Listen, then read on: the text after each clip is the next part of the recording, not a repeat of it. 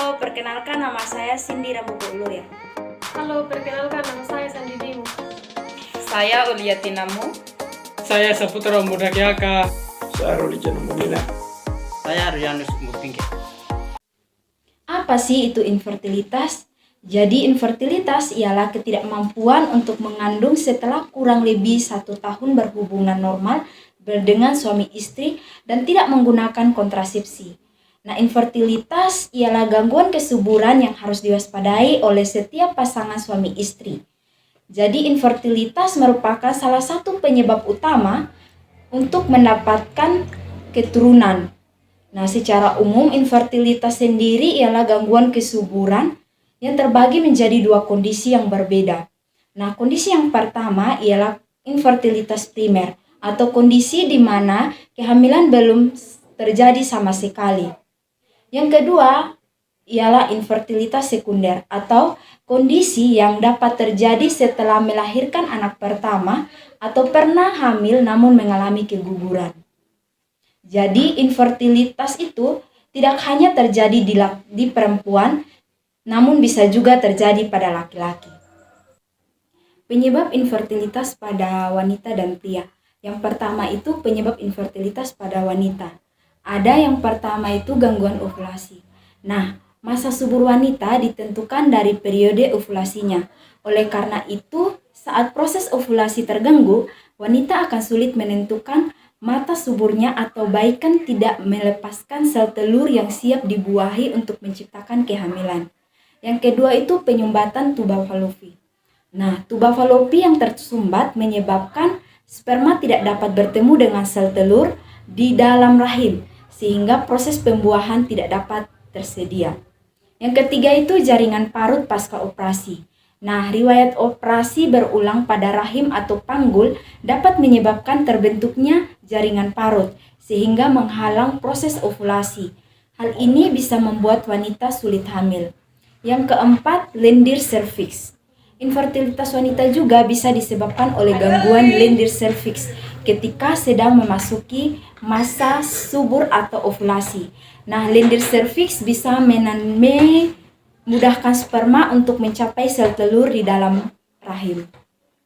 Nah, ada gangguan pada lendir cervix. Hal tersebut dapat mempersulit sperma untuk membuahi sel telur, sehingga menghambat terjadinya kehamilan.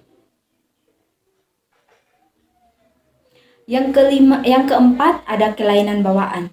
Nah, penyakit bawaan pada organ reproduksi wanita disebabkan oleh kelainan genetik. Nah, salah satu contoh kelainan masa lalu yang dapat membuat yaitu menjadi tidak subur adalah separated Thames rahim, kondisi ketika terbentuk di sekitar dalam rongga rahim. Yang kelima itu ada submucosal fibroid. Nah, submucosal fibroid merupakan tumor jinak yang tumbuh di dalam atau di sekitar dinding rahim. Yang berikut ada endometriosis. Endometriosis jaringan parut, yaitu munculnya jaringan parut dapat menghalangi tabung saluran indung dan menghambat terjadinya pembuahan sel telur. Nah, yang berikut ada efek samping obat-obatan. Nah, infertilitas wanita juga disebabkan oleh efek samping obat-obatan tertentu, khususnya obat-obatan yang digunakan dalam jangka panjang atau dosis yang tinggi, sehingga hal ini bisa mengganggu ovulasi dan produksi sel telur. Nah, penyebab infertilitas pada pria yang pertama itu kadar hormon tiroid yang terlalu rendah. Nah, yang kedua ada hiperprolaktinemia atau kondisi hormon prolaktin yang terlalu tinggi. Nah, yang ketiga ada rendahnya produksi hormon, folikel stimulasi hormon FSH, Hutheng hormon atau LH, dan kelenjar pituitari. Yang keempat ada hiperplasia adrenal kongenital atau ketika pita tertekan kenaikan hormon adrenal yang menyebabkan produksi sperma rendah. Beberapa kondisi lain yang bisa menyebabkan infertilitas pria yaitu penyakit kelamin tertentu seperti radang testis, penyakit genetik mengindang yang koel, tarsio, testis hingga kelainan ejakulasi retrogen. Nah, faktor-faktor apa saja sih yang bisa terjadi di infertilitas? Nah, faktor yang bisa meningkatkan risiko terjadinya infertilitas pada wanita dan pria, yaitu yang pertama itu bertambahnya usia. Yang kedua, kebiasaan merokok dan terpapar asap rokok. Yang ketiga itu stres. Yang keempat, obesitas atau kegemukan. Yang kelima, diet yang ketat. Yang keenam, sering mengonsumsi minuman alkohol. Yang berikut, infeksi mikroorganisme. Yang berikut pemeriksaan diagnostik. Yang pertama, pemeriksaan USG. Jadi jenis pemeriksaan USG yang dipakai adalah USG transvaginal. USG ini dilakukan untuk mengetahui kondisi organ reproduksi wanita, apakah ada kelainan masalah, misalkan ada mioma, urteri, kista, atau endometriosis. Yang kedua, pemeriksaan HSG ini digunakan untuk menilai bagaimana kondisi saluran telurnya, baik terbuka atau paten, adalah pengkajian massa pria. Yang ketiga, pemeriksaan penunjang lainnya. Pemeriksaan hormonal dan tes laboratorium untuk mengkaji masalah lebih lanjut sesuai dengan hasil pemeriksaan dan dokter subspesialis masing-masing. Lanjutnya, pencegahan infertilitas. Infertilitas dapat dicegah dengan beberapa penyesuaian, yaitu yang pertama, kemandulan seringkali disebabkan oleh penyakit menular seksual. Karena itu, dianjurkan untuk menjalani perilaku seksual yang aman guna meminimalkan risiko kemandulan di masa yang akan datang.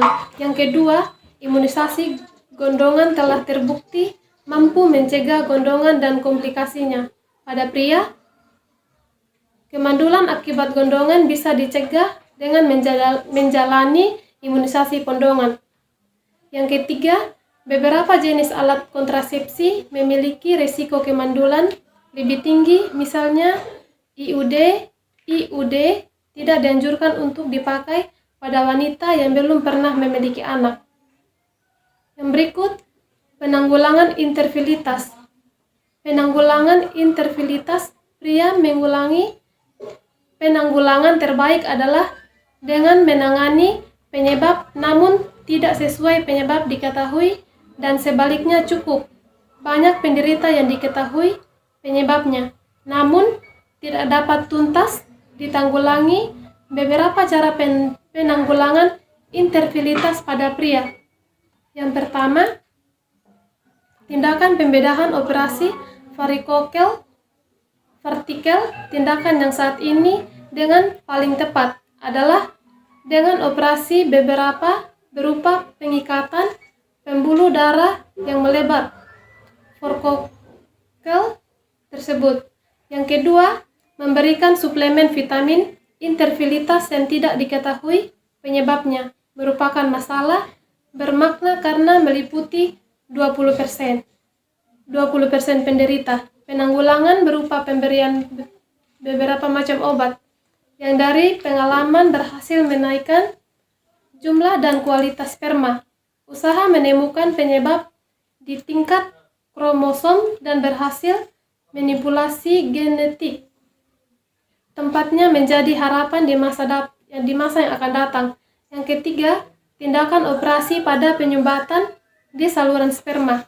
Bisa sumbatan tidak begitu parah, dengan bantuan mikroskop dapat diusahakan koreksinya pada operasi yang sama. Dapat juga dipastikan ada atau tidaknya produksi sperma di testis.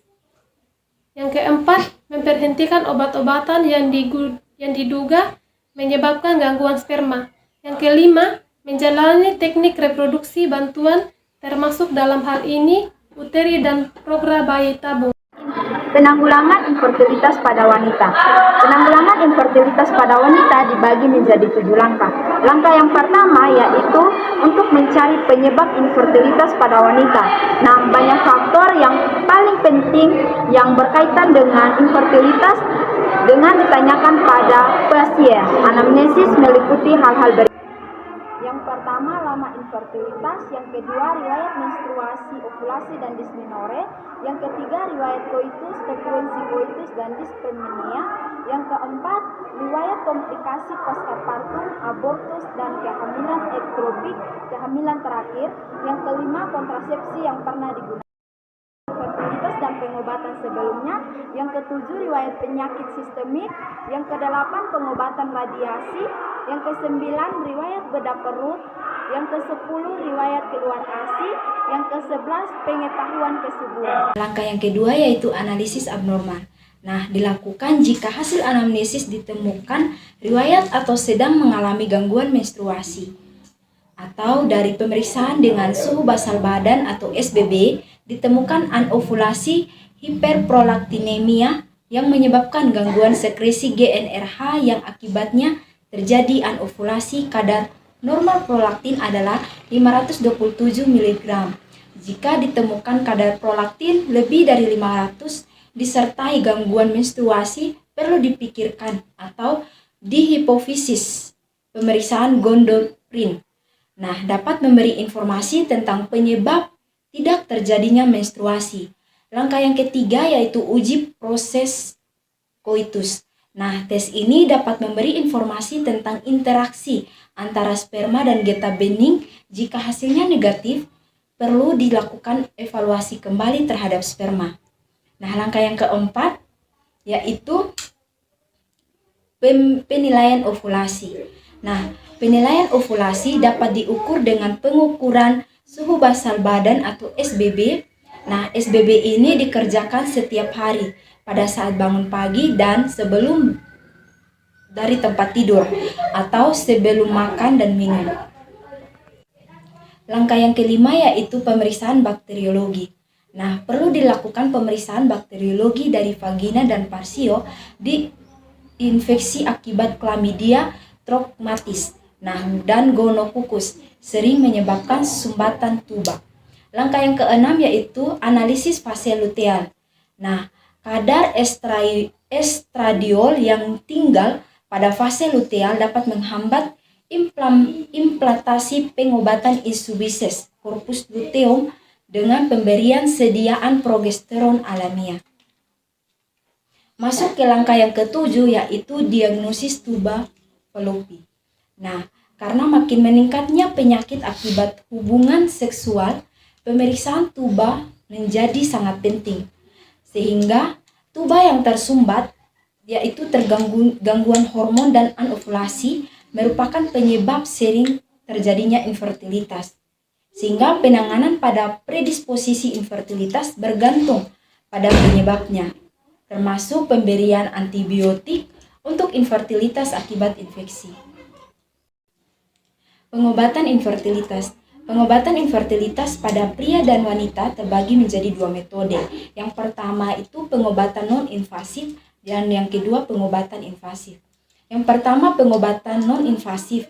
Nah, pengobatan non-invasif meliputi konseling gaya hidup, tracking, siklus ovulasi, induksi ovulasi, hingga intrauterine insemination atau IUI.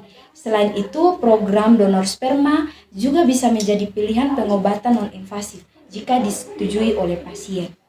Masuk ke pengobatan yang kedua yaitu pengobatan invasif. Nah, pengobatan invasif pada wanita dan pria berbeda. Nah, pengobatan invasif pada wanita adalah mencakup beda tubal, beda uterus, bayi tabung atau in vitro fertilization atau IVF, assessment heating donor oocyte. Sedangkan pada pengobatan pada pria meliputi beda mikro untuk pasien yang memiliki riwayat vasektomi, retrieval intratictoplasmic sperma injection atau ICSI dan IFE atau bayi tabung. Sekian dan terima kasih. Thank you for watching.